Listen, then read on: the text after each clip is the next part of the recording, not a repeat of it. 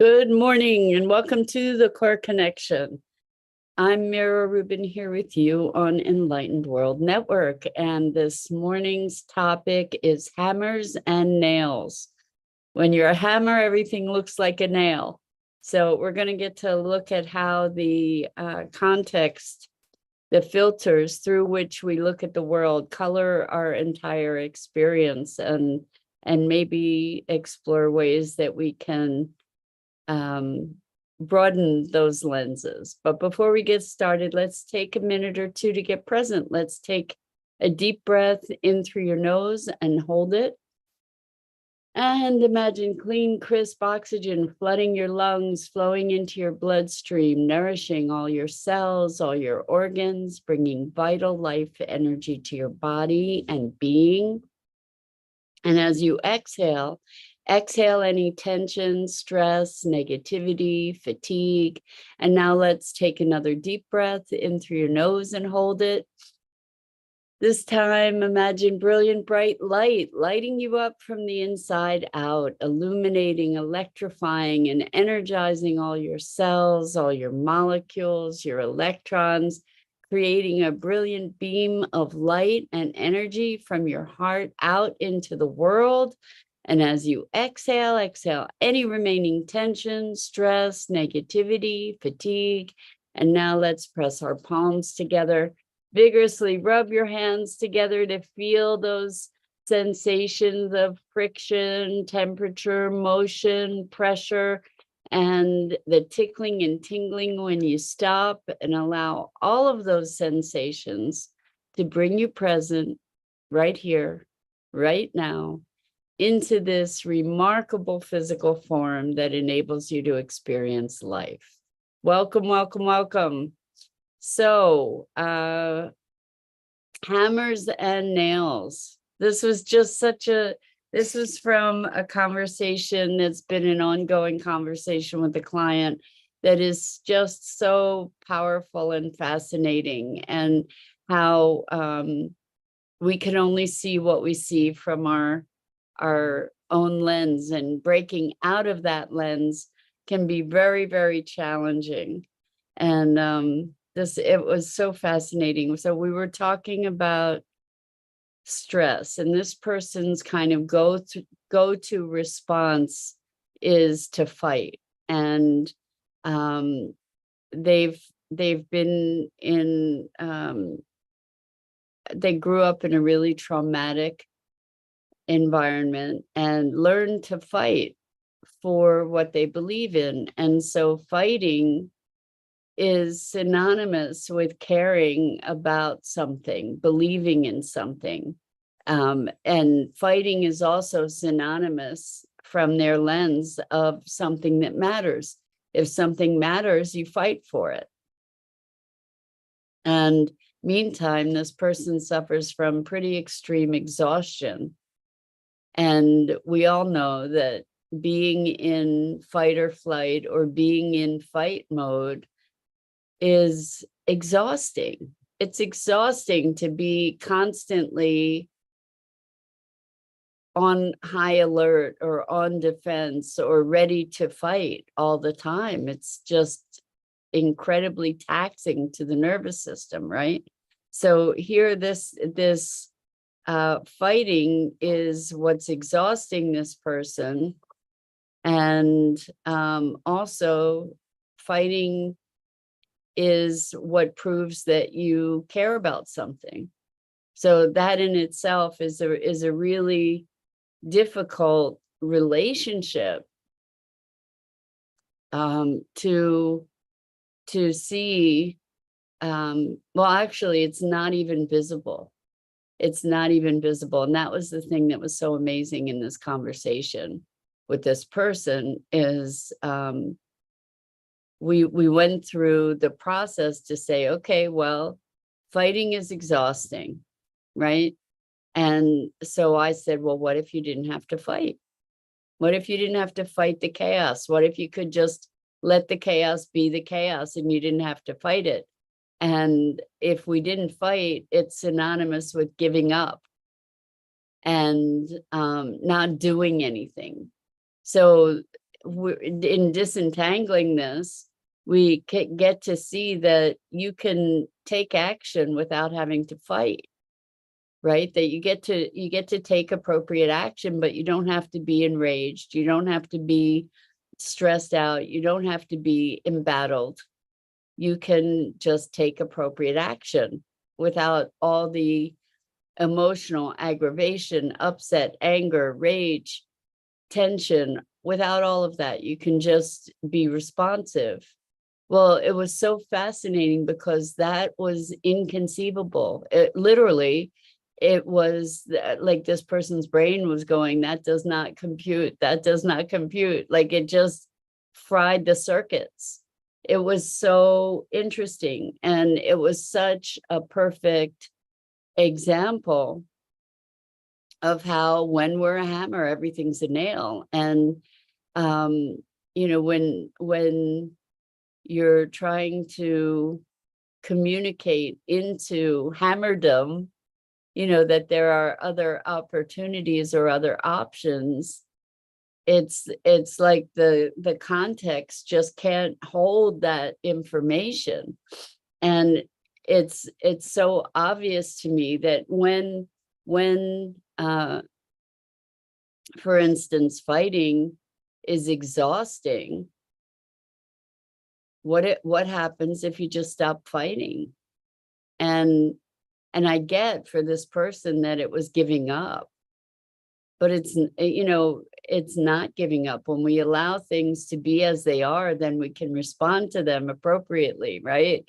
When we are not caught in it shouldn't be this way, and I'm going to fight righteously for the way it should be, we can see that there's a better option and move toward that better option without it being an act of aggression and anger and hatred and annoyance and frustration, right? We can take appropriate action from a place of wholeness and balance. And in taking that appropriate action, we have the potential, we have a greater potential to actually redirect something or correct something from a place of aligned presence than we do from a place of reactive anger and frustration. When we're angry and frustrated and annoyed, then we're creating a greater opposition. It's just the way it works, so what we resist persists or proliferates even. So it's such an interesting dynamic to recognize that our frameworks, the context through which we view the world, so powerfully impacts everything that we perceive, everything we think, everything we feel. And so here, like this person recognized that this stress was exhausting to them, and the idea of just releasing the stress, releasing the need to try and fight the way that things are, it wasn't even something that they could grasp. They couldn't even conceive of it. It just fritzed their brain to think about it. It's remarkable the way that we silo ourselves with our perspectives, by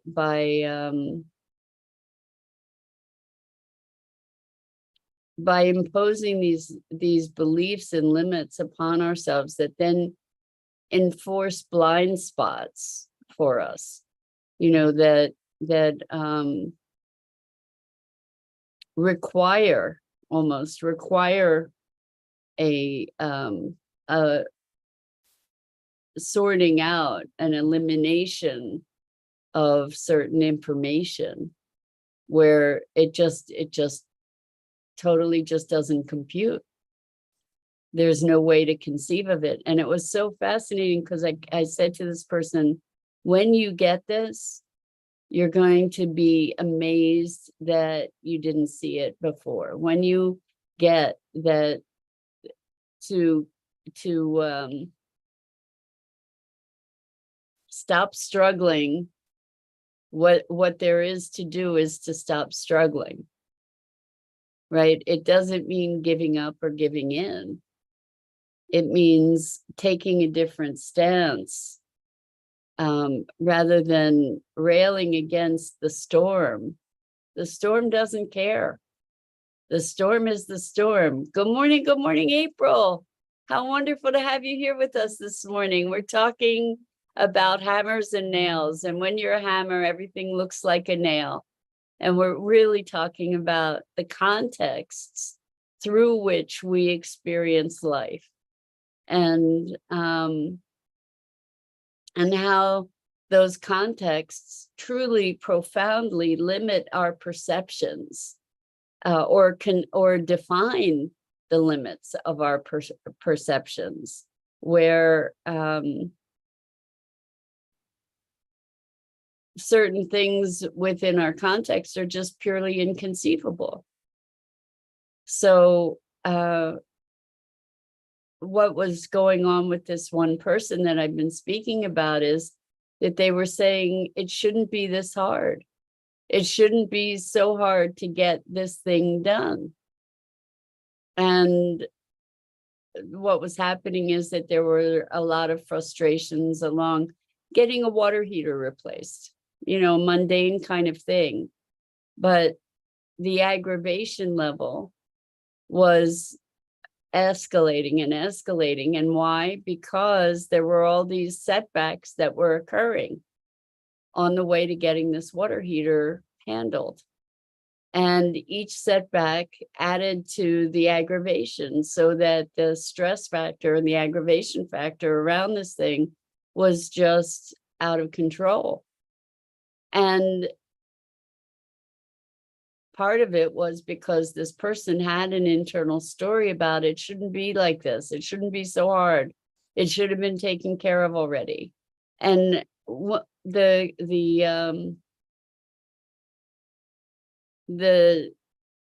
signal or the sign that we might be going down a path of resistance, that we may be creating our own aggravation, is when we get into the should conversation. So things should be easier. It shouldn't be this hard. This should have been done a long time ago. And so that's a really good indicator that we are fighting against the way that things are. I'm not saying to be complicit or even compliant with the way things are. But when we allow ourselves to go into a space of stress and aggravation over the way that things are, we're creating greater resistance. And we're exhausting our neurology, our nervous system. And so we can say, wow, I'd really prefer that things would be different. That's fine. And they are the way they are. So given that things are the way they are, what's an appropriate action? And I can relieve myself of all the anxiety and the aggravation by saying, okay, it is as it is. Now what? Versus, it shouldn't be this way, because that is essentially equivalent to railing against the storm. The storm's the storm. It's going to do what it does. Well, there's all kinds of chaos in life. That's how life is. And the better able we are to roll with the circumstances, to recognize the circumstances, and to respond appropriately to those circumstances, the better management of our own energy that we'll be able to achieve. You know, so where do we choose to spend our energy? Do we want to be insisting that everything's a nail because we're a hammer? Or are we willing to moderate our energy? Are we willing to be present to recognizing recognizing things as they are?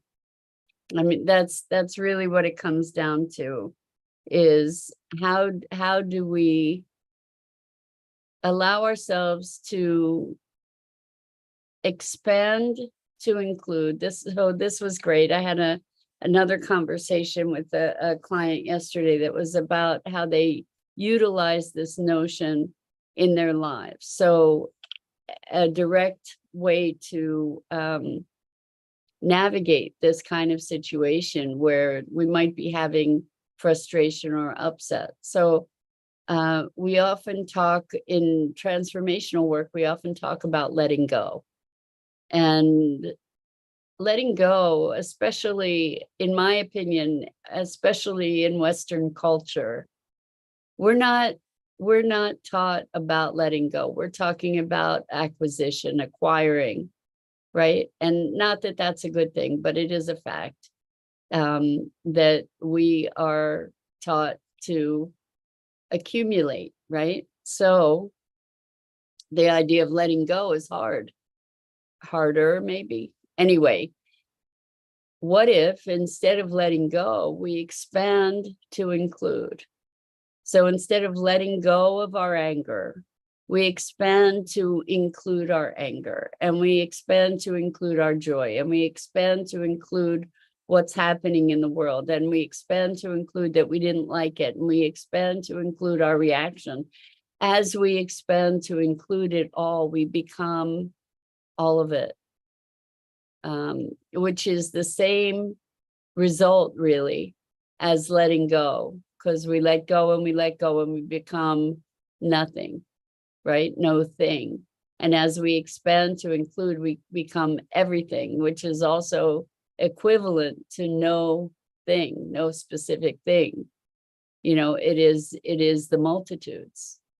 And so as we expand to include the multitudes, we are becoming this vast, all-inclusive presence, right?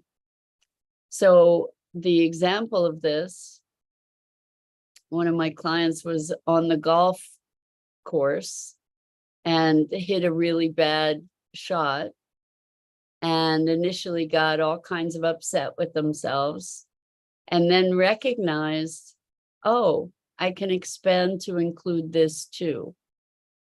And the upset just dissipated.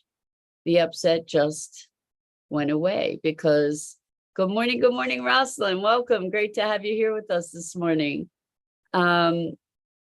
We're talking about hammers and nails and the context that we create for our experience of the world, and how our experience is limited or defined by that context. That if you're a hammer, everything looks like a nail, for instance. But anyway, so this person was, by expanding to include that they might have a bad golf shot, they were able to release the upset around it. It just dissipated immediately, because it's like, oh, okay, that's part of it too. And so what if when we are annoyed about something, to expand to include that and that moment of frustration, and then we can let go of the frustration. You know, it's like, okay, the water heater still isn't installed. We have this, that, and the other thing to do. Okay, next, where do we choose to spend our energy? And it is spending our energy, right? Where are we directing our attention and our energy? And this person that I was originally speaking with experiences great exhaustion. And it's no wonder, because everything is a fight, literally. Everything is a fight. Anything that matters, certainly, by definition for this person, if it matters to me, of course I'm going to fight for it instead of embrace it, enjoy it, cherish it. I'm going to fight for it. And so, that's their hammer, is I having to fight for everything. And that's by definition just terrifically exhausting, right? Terrifically exhausting to have to be fighting all the time. And so there's like a matter of fact way of being that allows us to truly be present to what's going on and to then respond accordingly. There are certain things that call for anger. There are certain circumstances that call for an anger type response. And when that's appropriate, it's appropriate. There are certain circumstances that do call for a fight. When it's appropriate, it's appropriate. But all the time, no. It's kind of like getting locked, like a car getting locked into overdrive all the time.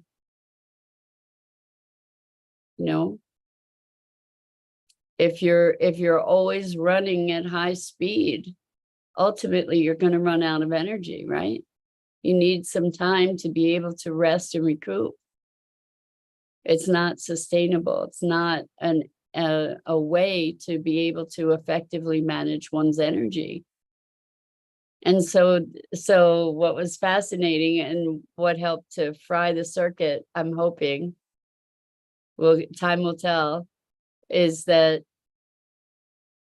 this person believes that anything worthwhile is worth fighting for, right? So I said, is your health worth fighting for? And they said, yes. And so if your health is worth fighting for, and stress is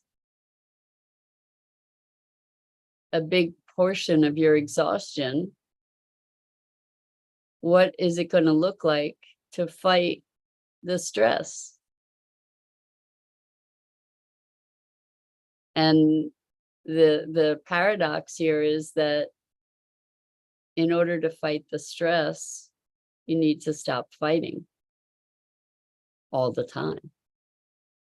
And so like their brain went kind of haywire. They didn't really know how to process that, because in order to fight for my health, I need to stop fighting. It's like it did not compute. Hopefully it made way into their other than conscious awareness to allow them to release some of this constant fight sort of response. But it's fascinating. Like if you tell a hammer, hey, you know what, maybe you're not actually a hammer, maybe you're more of an all-purpose kind of tool. Maybe there are other functions that you're capable of other than pounding in a nail. And I just find our beingness and our thinking and our minds and our constructs to be so endlessly fascinating.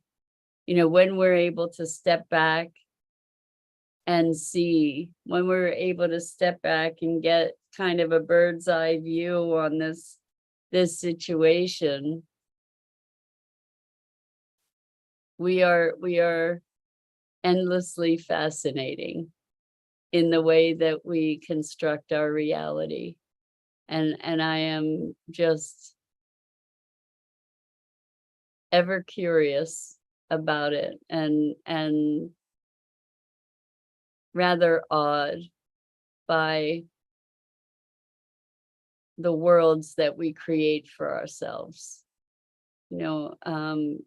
on all spectrum, the whole spectrum, whether it's the joy and the bliss and the love and the um, empathy and connection, or on the other extreme, or anywhere in between, the way that we construct our realities, it's remarkable.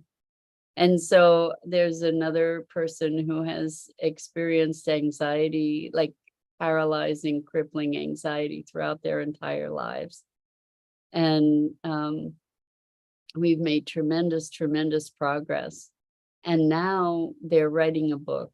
And this character in the book is kind of their idealized self. And the thing is that the character in the book is emerging from them. And what they said is that as they're writing this book, that character is coming more to life. And they're wanting to embody that character in their being. And it's just a remarkable thing to see the healing power. What a powerful, powerful healing device this story is for this person, where they are bringing this other aspect of themselves into being, invoking it in the written word, and then beginning to embody it in their day-to-day lives more and more. And it's just so remarkable to see the ways that we can invent to transform ourselves and to transform our reality and to transform our being. It's really quite miraculous. It's really just, I see daily how we create our own realities, and in such profound degree. I mean, like we really truly do create our own reality. And we are either the star of our show, or the victim, or the prisoner, or the, like any place on the spectrum. It is just remarkable. So Rosalind says, the little girl version of me wants to be loved and protected. There's a notion that someone other than myself will provide that. Well, Rosalind, we've been raised in a context of Prince Charming is going to come and save us, or Princess Charming, or whoever it is going to come and whisk us away and save us and make everything better. And that's probably one of the most insidious fairy tales that we've been raised with, right? Is to put our power in the hands of another, put our well-being in the hands of another. And that's part of childhood, right? Where we're dependent upon somebody else to be caring for us and to be taking care of us. And, so we grow up and we really want that. And we can do that for ourselves. So I invite you to go visit with your little girl and give her all kinds of love and all kinds of protection. And then that makes you stronger and more whole to be able to have a real relationship in the world as a whole human, rather than as someone who is looking to somebody else to save them. So with that, I'm Mira Rubin. This is the Core Connection. I go live each weekday morning at 9 a.m. Eastern here on the Enlightened World Network Facebook page and YouTube channel. And I am so grateful to you for engaging with me in these conversations and musings. And until next time.